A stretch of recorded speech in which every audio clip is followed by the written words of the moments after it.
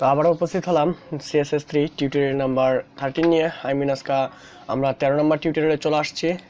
এই 13 নম্বর পার্টে আমাদের থাকতেছে হচ্ছে লিঙ্ক বা লিস্ট। ঠিক আছে, এই লিস্ট আমরা কিভাবে তৈরি করে, এই লিস্ট কি, এর আগের টিউটোরিয়ালে আমরা কথা বলেছিলাম লিঙ্ক এবং আইকন নিয়ে। ঠিক আছে, তো লিস্ট হচ্ছে যে কোনো একটা লিস্টিং করা বা ইউএল এলআই দ্বারা আমরা যে কোনো কিছুকে লিস্টিং করি, সেই সিস্টেমে আজকে কিছু আমরা লিস্টিং করে দেখাবো। তো এর আগের টিউটোরিয়ালে আমরা কথা বলেছিলাম আইকন এবং লিঙ্ক নিয়ে। ঠিক আছে, লিঙ্কগুলো কীভাবে করা হয়, অ্যানকর ট্যাগ কি, এগুলো নিয়ে আমরা এর আগের টিউটোরিয়ালে কথা বলেছিলাম। তো আজকে মূলত আমরা কথা বলবো লিস্ট নিয়ে।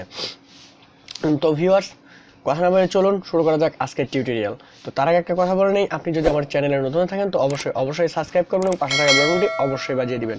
তো ভিউয়ার্স, চলুন শুরু করা যাক আজকের টপিক। তো আমাদের যে ডিজাইনটা আছে, এখান থেকে আমরা index.html-টাকে ওপেন করে নিব এবং CSS-টাকে ওপেন করে নিব। এগুলো তো প্রত্যেক টিউটোরিয়ালে দেখানো হয়।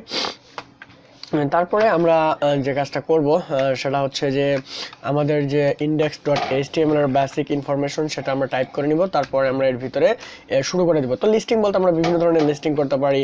তো লিস্টিং করার আগে আমরা আজকে সিম্পলি দেখাবো কি ইউএল এবং এলআই এর লিস্টিংগুলো। তো ইউএল এবং এলআই এর লিস্টিংগুলো দেখাতে গেলে আমরা সুন্দরভাবে ইউএল কি জিনিস এবং এলআই কি জিনিস আমরা কিভাবে ইউজ করবো সেটা আজকে দেখাবো। তো চলুন ইউএল এবং এলআই দ্বারা আমরা কিছু লিখি আজকে, লিখে এটাকে আমরা ডিসপ্লে ইনলাইন করে দিব, দেখে আমরা কিছু করতে পারি কিনা আজকে। ওকে, তো মূলত আমরা ইউএল দিব একটা ট্যাগ। তো ইউএল এর ভিতরে আমরা এলআই একটা ট্যাগ দিব। ঠিক আছে, এলআই এর ভিতরে আমরা কিছু লিখবো। কি লিখবো? আমরা কিছু লিখলাম, যে হোম লিখলাম। তো হোম লিখে আমি এখানে বলবো অ্যাবাউট হোম, অ্যাবাউট, এখানে দিব কন্ট্যাক্ট। ওকে, তো আমি এটাকে এখন যদি ডিসপ্লে করি, তো এখানে লাইভ প্রিভিউতে যাব। এখানে আমরা কিছু লিস্টিং করলাম। ওকে, তো লিস্টিং করার পরে আমাদের দেখুন চলে আসছে এই যে এটা লিস্ট আকারে বোঝা যাচ্ছে। তো HTML এর টিউটোরিয়ালে আমরা দেখানো হয়েছিল কিভাবে লিস্টিংগুলো করা হয়। তো ওই টিউটোরিয়ালগুলো দেখে আসবেন অবশ্যই। আমি সিম্পলি এখানে দেখাবো। তো আমরা এটাকে এখন ডিজাইন করব একটু। ওকে, ডিজাইন করার জন্য আমরা CSS কানেক্টেড না করে আমরা আজকে এখানে কাজ করব। এখানে আমরা স্টাইল দিয়ে কাজ করব। স্টাইল দিয়ে কাজ করলে আমরা এখানে কাজ করব। এখানে আমরা কি দিব? ইউএল দিব। ইউএল দিয়ে বলবো ইউএল কে কি বলবো?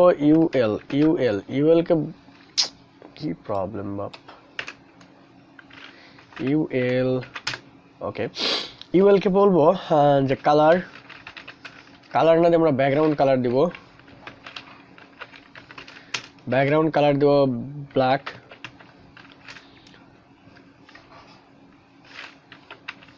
তো ব্যাকগ্রাউন্ড কালার ব্ল্যাক দিব, কালার দিব হোয়াইট। তো দেখুন আমাদের ব্যাকগ্রাউন্ড কালার চলে আসছে এখানে। ওকে, তো আমি এখন একে যদি বলি লিস্ট স্টাইল একটা নামের ট্যাগ আছে আমাদের, এটা অবশ্যই মনে রাখতে হবে আপনাদেরকে। এটা নান করে দিব। এটা কি জিনিস আমি আপনাকে এখন দেখাচ্ছি ডিসপ্লে থেকে। এখানে কটা বুলেট ছিল যেটা চলে গেছে, এখন দেখুন আমি এটাকে আবার উঠাই দিচ্ছি। ওকে, এখানে দেখুন কয়টা বুলেট আছে, আমরা এভাবেই কাজ করব। এখানে দেখুন 3টা বুলেট আছে, এই 3টে বুলেট আমি উঠাবো। তো উঠানোর জন্য কি ইউজ করব? লিস্ট স্টাইল নান। ওকে, তো প্রপারলি এটা মনে রাখতে হবে। আমরা লিস্ট স্টাইল নান করার পরে 3টে চলে যাবে। ওকে, তো এখন আমি ইউএল চলে গেল। তো আমরা ইউএল এর পরে এলআই কে ধরবো। ওকে, এলআই কে বলবো যে দেখি আমরা কিভাবে নিচ্ছি এটা।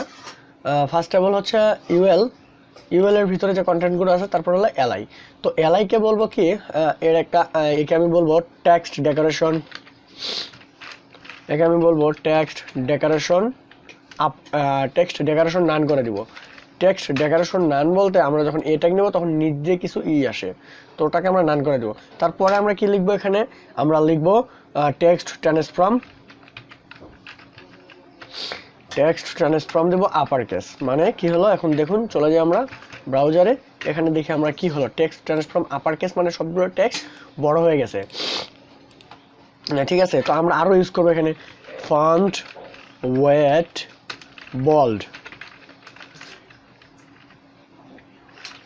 তো দেখুন ফন্ট ওয়েট যদি আমরা বোল্ড ইউজ করি তো সবগুলো বোল্ড হয়ে গেছে। ওকে। তো ইতালিক দিলে ইতালিক হবে, ফন্ট স্টাইল দিলে। তো আমরা যখন, আমি তো দেখাইছি এর আগে যে আমরা কিভাবে গুগলের ফন্টগুলো ইউজ করব। তো এখন আমি যদি একে বলি যে মার্জিন কত পিক্সেল হবে, 20 পিক্সেল, এবং আমি যদি মার্জিন অলরেডি 20 পিক্সেল করে ছেড়ে দিচ্ছে, আমি যদি এখন একে বলি যে ডিসপ্লে ফ্ল্যাক্স করলে দেখি ঠিক থাকে কিনা, আমি চেক করে আসছি। ডিসপ্লে ফ্ল্যাক্স গুলো হচ্ছে না। এখানে আমরা কি করতে হবে, ডিসপ্লে ইনলাইন ব্লক করতে হবে। তো ডিসপ্লে ইনলাইন ব্লক করব। তো ইনলাইন ব্লক করার পরে হয়তো এটা ঠিক থাকবে। ওকে, দেখুন ইনলাইন হয়ে গেছে, তার মানে আমাদের এই নেভিগেশন বার হয়ে গেছে অলরেডি। আমরা এগুলোকে একটা কালার বা আমরা এনকোর ট্যাগ ইউজ করবো যখন, তখন আপনাদেরকে দেখাবো। তো আমরা এটা চাইলে যে আরো মার্জিন যদি বাড়ায় দিই, এখানে যদি 50 পিক্সেল করি, তো দেখুন কোথায় চলে যাচ্ছে, এটা অনেক বড় হয়ে গেছে, তাই না? আমরা এইভাবে যদি হোভার দিয়ে হোভার কালার চেঞ্জ করতে পারবো, বিভিন্ন ধরনের কালার আনতে পারবো। তো এইভাবেই মূলত আমরা এনকোর ট্যাগ বা লিস্টিং করব, মূলত এইভাবে আমরা একটা নেভিগেশন বার তৈরি করব। তো এভাবে যদি আপনি কাজ করেন, তো অবশ্যই কিছু শিখতে পারবেন, বা যা শেখাচ্ছি তা যদি মনোযোগ সহকারে শিখতে পারেন, তো অবশ্যই এই যে আপনার মার্জিন, প্যাডিং এগুলো বারবার চলে আসবে, কালার, তারপর হচ্ছে হলো এই লিস্ট স্টাইলটা ইউজ করতে হবে, তারপর ডিসপ্লে ইনলাইন ব্লক এটা তো ইউজ করতে হবে, তারপর আরেকটা আছে আমাদের ডিসপ্লে এই ফ্ল্যাক্স, এটা ইউজ করতে হবে সবসময়ের জন্য। তো আমরা যখন ডিআইভি কে একটা ইনলাইন করতে যাব, তখন আমরা অবশ্যই ফ্ল্যাক্সটা ইউজ করব। তো চলুন আমি আপনাদের আমার একটা তৈরি করা ওয়েবসাইট দেখাই, যে আমরা এরকম একটা ওয়েবসাইট আমরা তৈরি করব। ওকে, তো আমরা একটা ওয়েবসাইট এরকম তৈরি করব। তো তার জন্য আমরা কি করব, এই যে এরকম একটা ওয়েবসাইট আমরা তৈরি করব। ওকে, এই দেখুন এরকম একটা ওয়েবসাইট আমরা তৈরি করব। প্রফেশনাল যখন আমরা সিএসএস গুলো প্রায় শেষের দিকে চলে আসবে, তখন আমরা এরকম একটা ওয়েবসাইট তৈরি করে আপনাদেরকে দেখানো হবে, ফুলফিল একটা ওয়েবসাইট তৈরি করে দেখাবো এটা। ওকে, তো ভিউয়ার্স, মূলত আজকের টিউটোরিয়াল এ পর্যন্তই। যদি ভালো লেগে থাকে তো অবশ্যই একটা লাইক এবং কমেন্ট করবেন, এবং যদি কোনো প্রবলেম থাকে তো অবশ্যই কমেন্ট করে আমাকে জানাবেন।